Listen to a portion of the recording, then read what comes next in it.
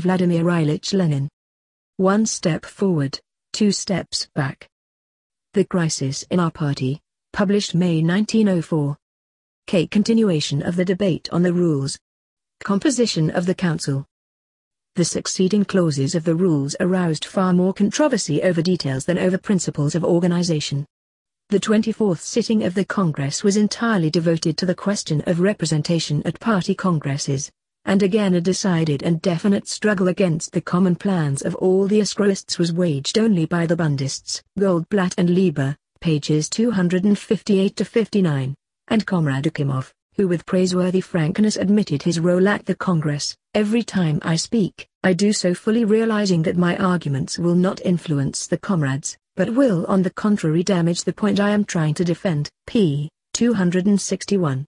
Coming just after paragraph 1 of the rules, this apt remark was particularly appropriate, only the words on the contrary were not quite in order here, for Comrade Akimov was able not only to damage various points, but at the same time, and by so doing, to influence the comrades. Those very inconsistent Uskroists who inclined towards opportunist phrasemongering. Well, in the upshot paragraph 3 of the rules, which defines the conditions of representation at congresses, was adopted by a majority with 7 abstentions, p. 263 anti-Uskroists, evidently. The arguments over the composition of the council, which took up the greater part of the 25th Congress sitting, revealed an extraordinary number of groupings around a multitude of proposals. Abramson and Zarif rejected the plan for a council altogether. Painin insisted on making the council a court of arbitration exclusively, and therefore quite consistently moved to delete the definition that the council is the supreme institution and that it may be summoned by any 2 of its members. 1. Apparently, Comrade Starova also inclined to the view of Comrade Painin, only with the difference that the latter knew what he wanted and quite consistently moved resolutions aimed at converting the council into a pure arbitration or conciliation body, whereas Comrade Starova did not know what he wanted when he said that according to the draft the council could meet only on the wish of the parties. p. 266. That was quite incorrect. Lenin, Hertz III, and Rousseff advocated differing methods of constituting the council, in addition to the 3 methods proposed by the 5 members of the Rules Committee. The questions in dispute reduced themselves primarily to definition of the council's functions, whether it was to be a court of arbitration or the supreme institution of the party. Comrade Painin, as I have said, was consistently in favor of the former. But he stood alone. Comrade Martov vigorously opposed this. I propose that the motion to delete the words, "The council is the supreme institution," be rejected. Our formulation, i.e., the formulation of the council's functions that we had agreed on in the Rules Committee, deliberately leaves open the possibility of the council developing into the supreme party institution.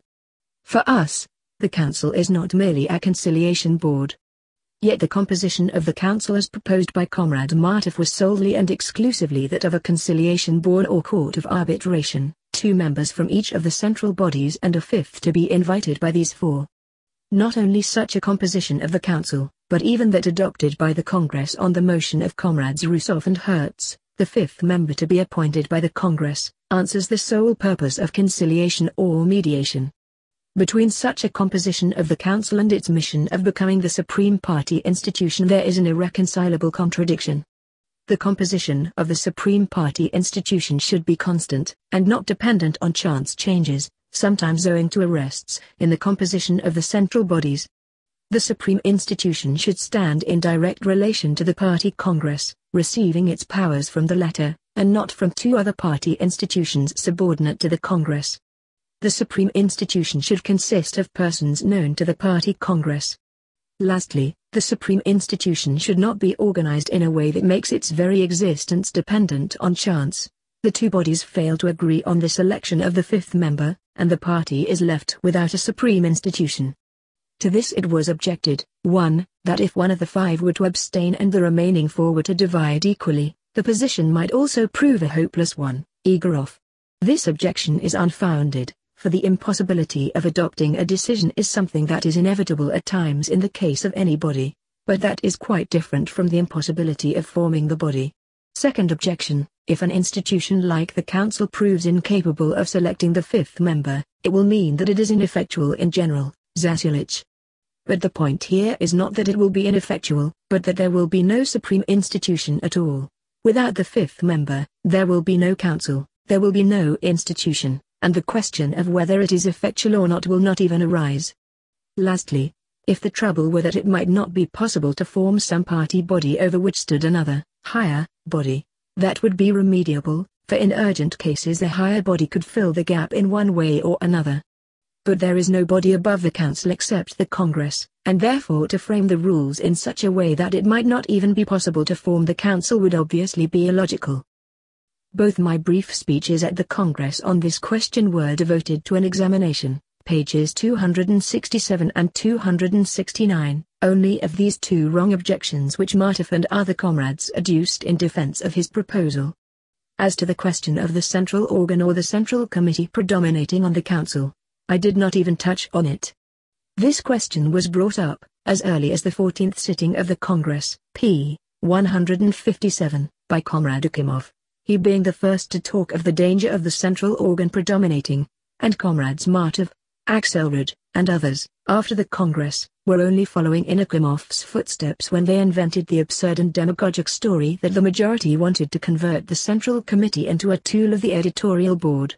When he dealt with this question in his State of Siege, Comrade Martov modestly avoided mentioning its real initiator.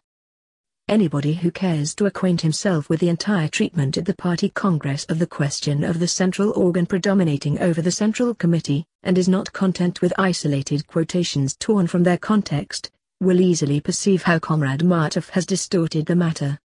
It was none other than Comrade Popov who, as early as the 14th sitting, started a polemic against the views of Comrade Akimov, who wanted the strictest centralization at the top of the party in order to weaken the influence of the central organ, p. 154, my italics, which in fact is the whole meaning of this, Akimov's, system.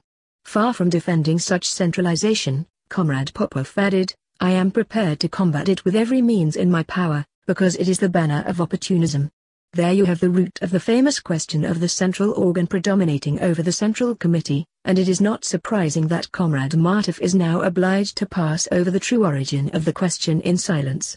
Even Comrade Popov could not fail to discern the opportunist character of Akimov's talk about the predominance of the central organ. 2. Neither Comrade Popov nor Comrade Martov hesitated to call Comrade Akimov an opportunist. They only began to take exception and grow indignant when this appellation was applied to them, and applied justly, in connection with equality of languages or paragraph 1. Comrade Akimov, in whose footsteps Comrade Martov has followed, was however able to conduct himself with greater dignity and manhood at the Party Congress than Comrade Martov and company at the League Congress. I have been called an opportunist here, said Comrade Akimov at the Party Congress. I personally consider this an abusive and offensive term and believe that I have done nothing to deserve it. However, I am not protesting, p. 296. Can it be that Comrades Martov and Starov invited Comrade Akimov to subscribe to their protest against the false accusation of opportunism, but that Comrade Akimov declined?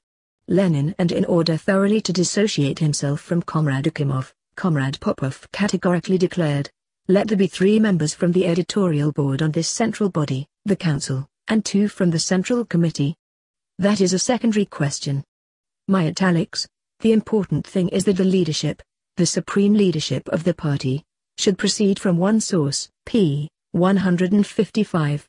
Comrade Akimov objected, under the draft, the central organ is ensured predominance on the council if only because the composition of the editorial board is constant, whereas that of the central committee is changeable, p. 157, an argument which only relates to constancy of leadership in matters of principle, which is a normal and desirable thing, and certainly not to predominance in the sense of interference or encroachment on independence.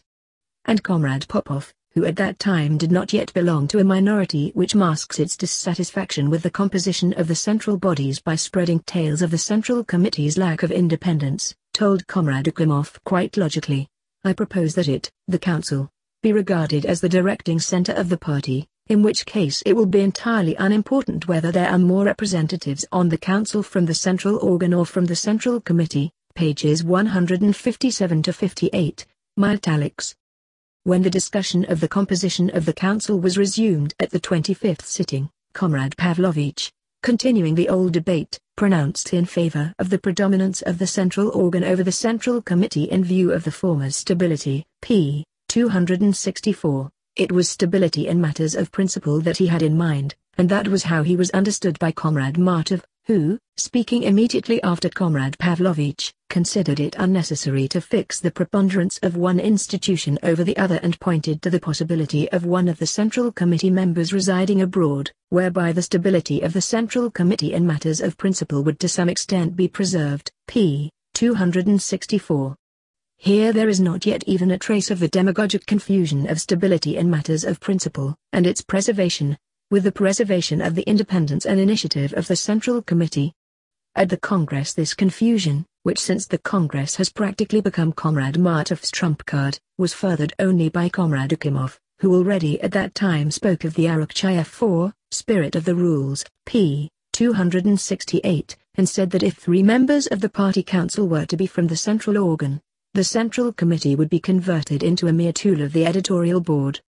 My italics, 3 persons residing abroad would obtain the unrestricted right to order the work of the entire party. Their security would be guaranteed, and their power would therefore be lifelong. p. 268.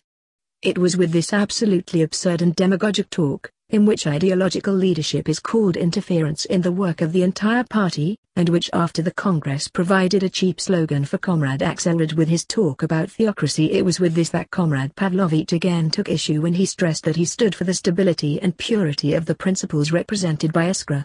By giving preponderance to the editorial board of the central organ I want to fortify these principles. p. 268.